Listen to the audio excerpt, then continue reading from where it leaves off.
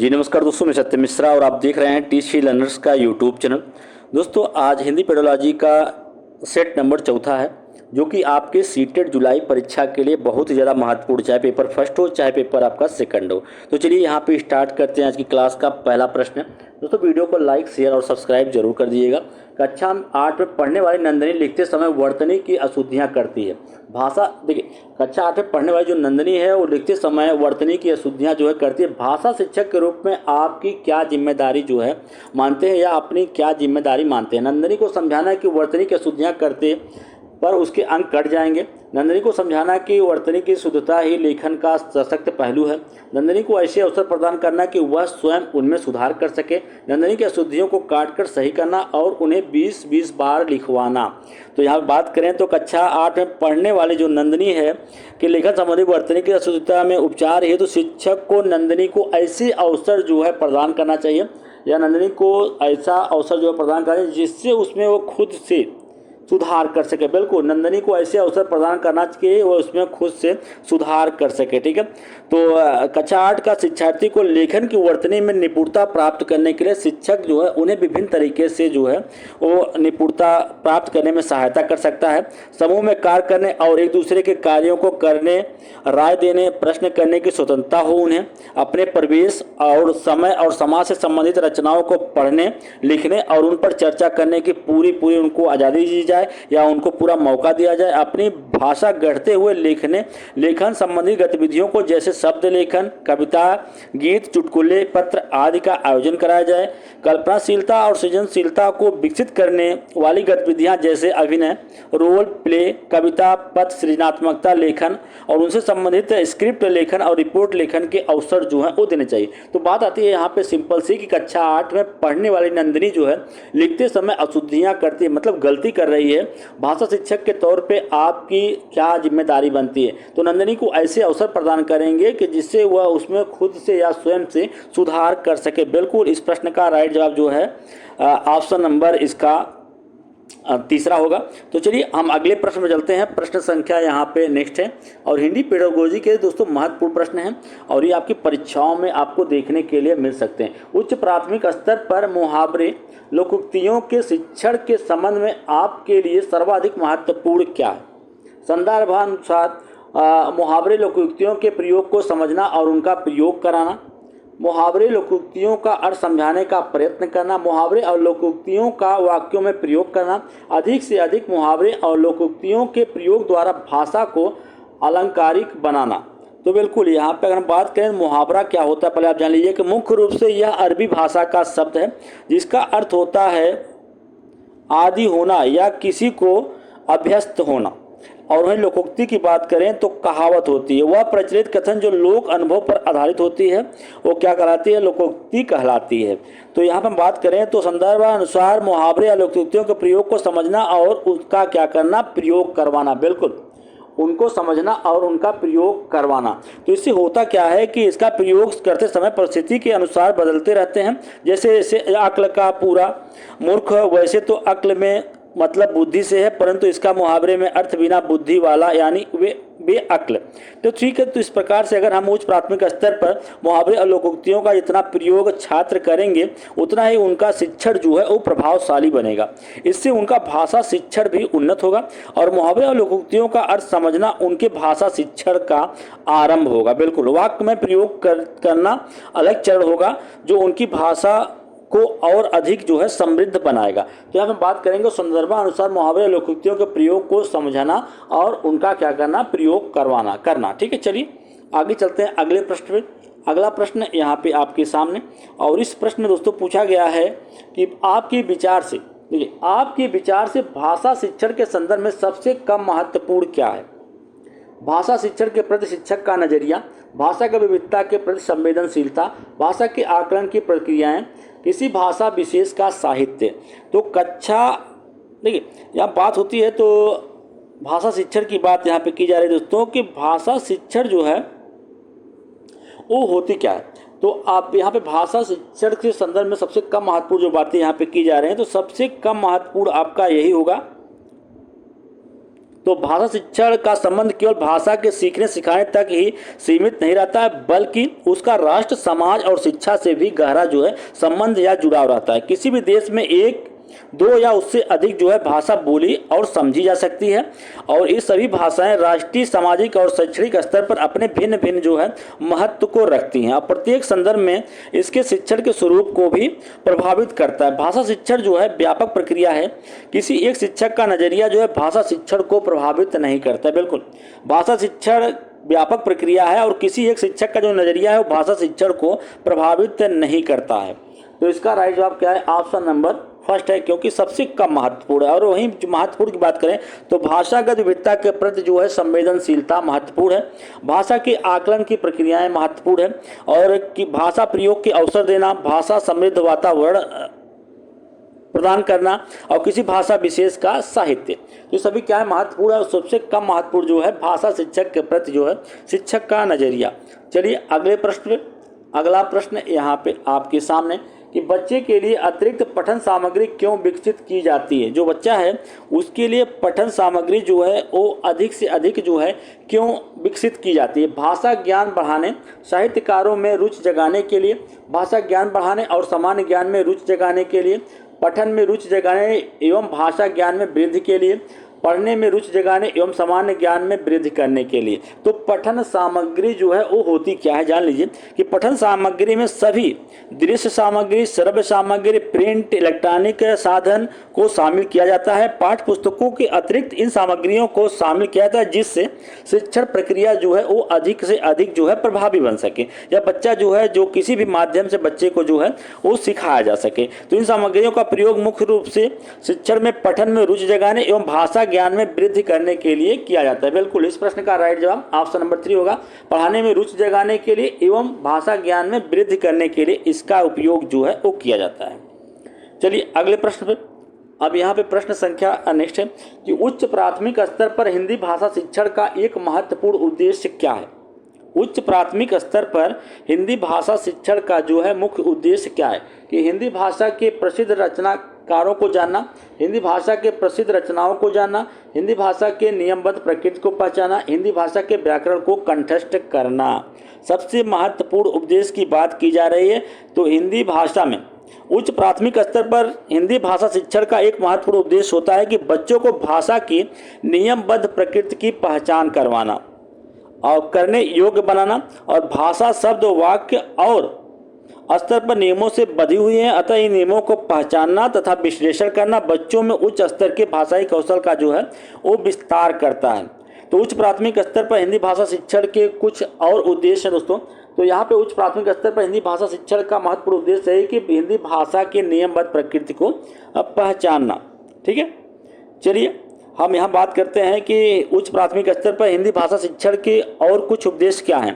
भाषा की बारीकी और सौंदर्य बोध को सही रूप से समझना, भाषा के विभिन्न स्वरूपों को आलोचनात्मक दृष्टि से परखना, निजी अनुभव के आधार पर भाषा का सृजनशील इस्तेमाल करना। चलिए आगे चलते हैं अगले प्रश्न पर। अब यहाँ पे अगला प्रश्न है, सतत आकलन का उद्देश्य यह जानना है कि सतत आकलन जो होता है उसका उद्देश्य क्या जानना होता है। बच्चों ने कितना सीखा, बच्चों ने क्या सीखा, बच्चे कैसे सीखते हैं या बच्चे क्यों नहीं सीखते हैं। तो सतत आकलन एवं व्यापक मूल्यांकन को सीबीएसई द्वारा 2009 में शिक्षा के अधिकार अधिनियम के तहत मूल्यांकन की एक स्कूल आधारित प्रणाली के रूप में पेश किया गया था। यह बच्चे के सर्वांगीण विकास अर्थात विकास के शैक्षणिक और शैक्षणिक दोनों पहलुओं से संबंधित होता है।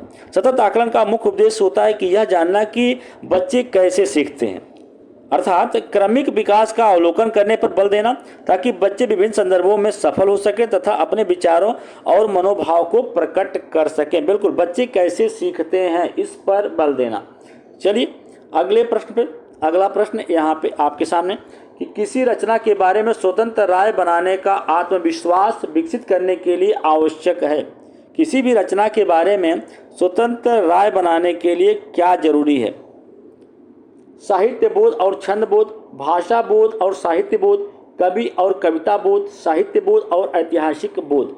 तो रचना होती क्या है? रचना से मतलब दोस्तों बच्चों द्वारा मन के विचारों को शुद्ध, रोचक एवं क्रमबद्ध रूप से मौखिक रूप या लिखित रूप में अभिव्यक्त करना, यह मौलिक विचारों को सुसंबद्ध एवं अलंकृत भाषा में प्रकट करने से संबंधित होता है।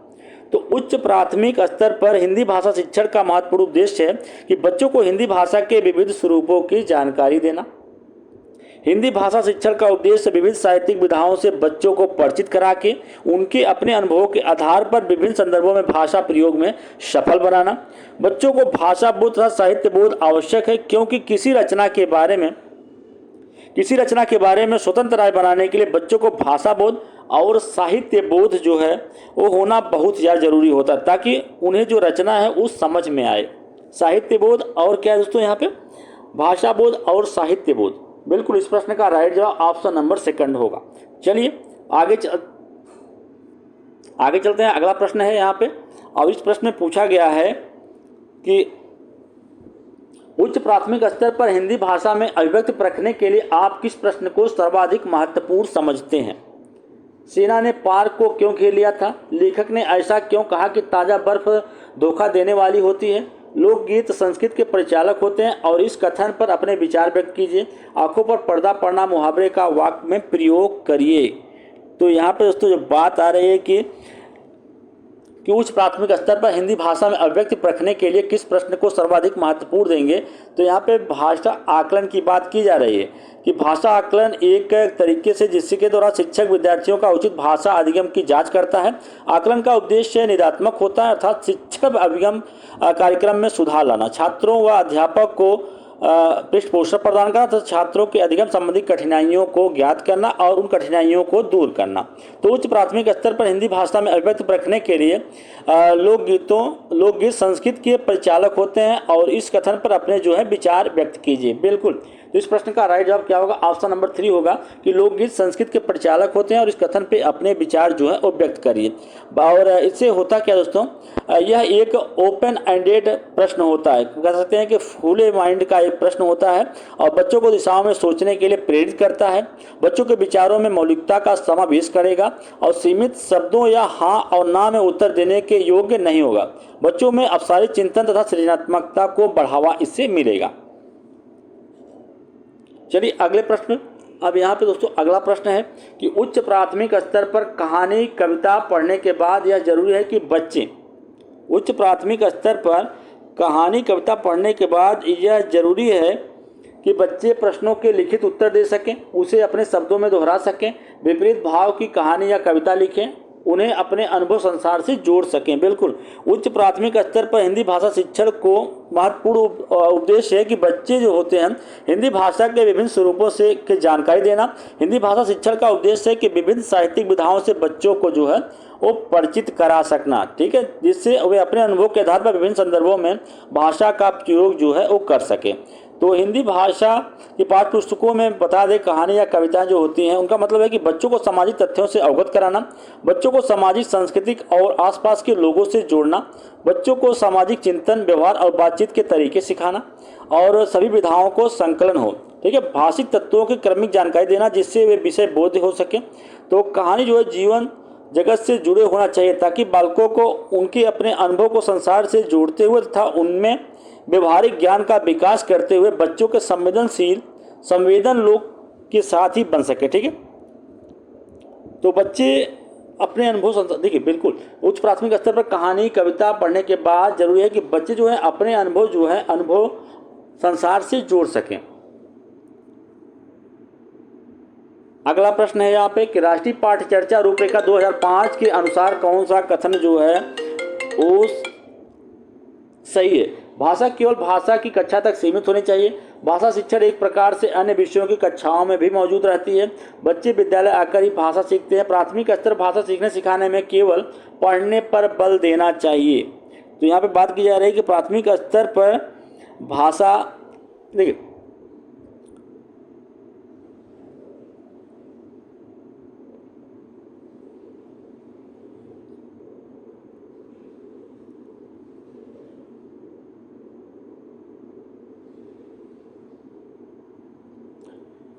तो यहाँ पे बात की जा रही है कि राष्ट्रीय पाठ्य चर्चा रूपरेखा 2005 के अनुसार कथन सही है कि भाषा केवल भाषा की कक्षा तक सीमित है? सबसे पहले आप जानिए कि भाषा होती क्या है।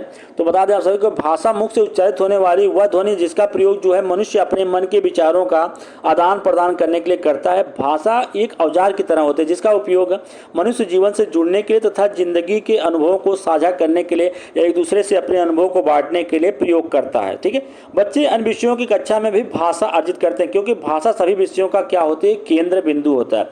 भाषा व्यापकता का अंदाजा इस बात से लगाया जा सकता है कि भाषा की शिक्षा केवल एक विषय में नहीं है, सभी विषयों का ज्ञान भाषा के माध्यम से ही बच्चों तक पहुंचता है।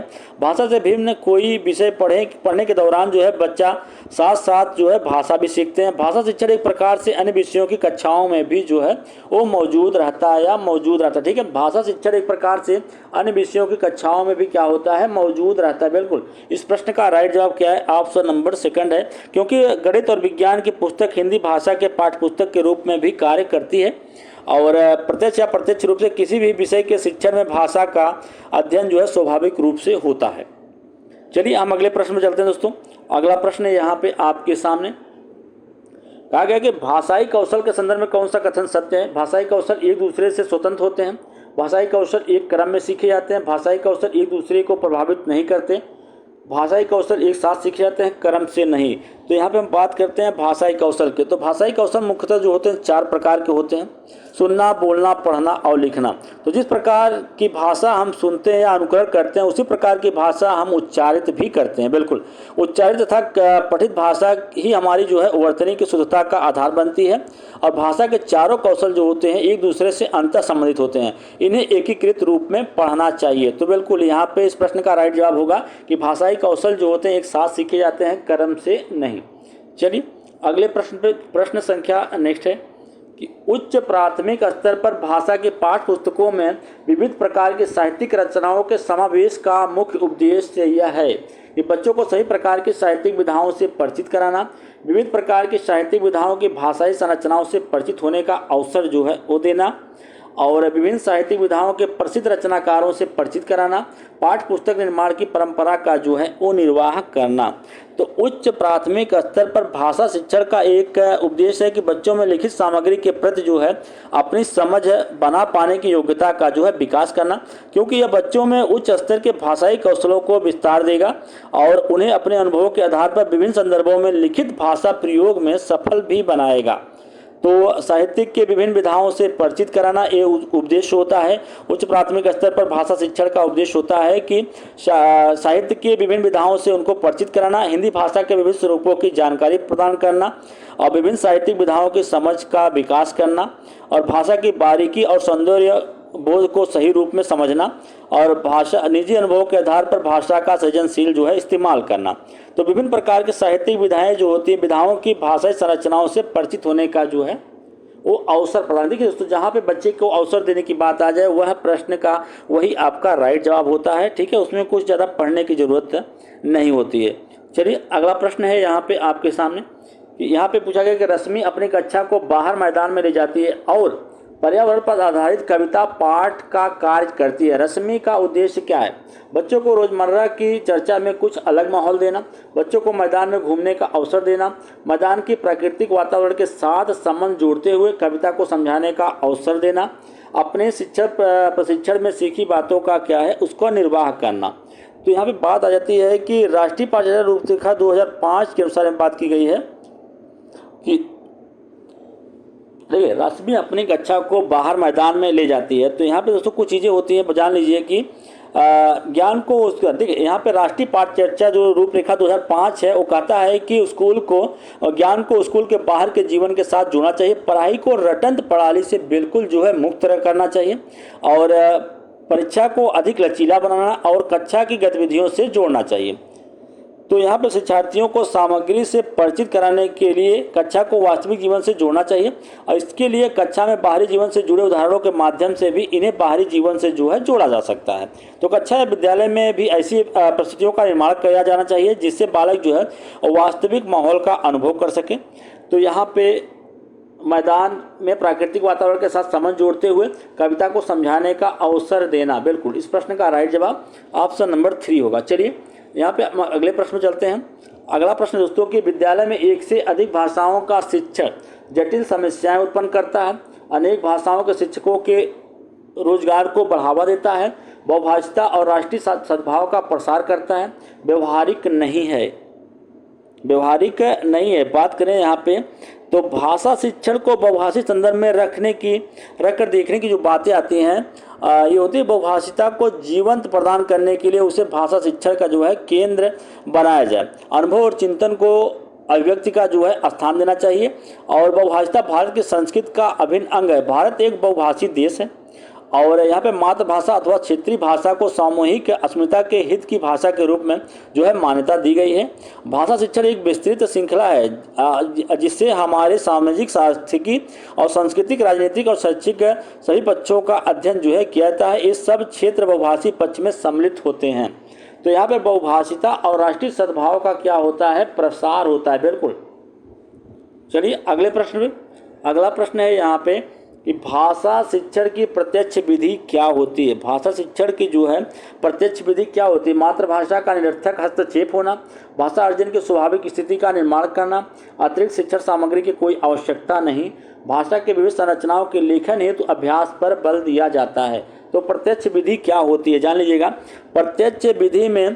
प्रत्यक्ष विधि को सुगम विधि या सम्राट विधि या प्राकृतिक विधि कई नामों से इसको जाना जाता है। और इस विधि में बालक की जो मातृभाषा होती है उसे बिना मध्यस्थ बनाए उन्हें अन्य भाषा जो है वो सिखाई जाती है। मातृभाषा की सहायता नहीं लेकर बल्कि विद्यार्थियों को सीधे बार मौखिक एवं लिखित अभ्यास द्वारा नई भाषा जो है वो सिखाई जाती है। इसमें क्षेत्रीय भाषा का प्रयोग भी नहीं किया जाता। बिल्कुल, जो प्रत्यक्ष विधि होती है इसमें क्षेत्रीय भाषा का बिल्कुल भी जो प्रयोग है वो नहीं किया जाता है। मातृभाषा तथा लक्ष्य भाषा में बहुत थोड़ा अंतर होने पर, और देखिए इस विधि को कब अपनाया जाता है, जब मातृभाषा या लक्ष्य भाषा जो होती है अगर उसमें थोड़ा बहुत अंतर है तो इस प्रत्यक्ष विधि को यहाँ पे अपनाया जाता है। और इस विधि में भाषा अर्जन की जो स्वाभाविक स्थिति है उसका निर्माण जो है किया जाता है। और इस विधि में बालक को बिना व्याकरण के नियमों का ज्ञान कराए भाषा जो है वो सिखा दी जाती है। और प्रत्यक्ष विधि में श्रव्य दृश्य सामग्री का जो है अधिक से अधिक जो है प्रयोग किया जाता है। इस विधि में भाषा प्रयोग की जो है प्रधानता होती है। और इस विधि में मौखिक एवं लिखित अभ्यास द्वारा सीधे नई भाषा जो है वो सिखाई जाती है।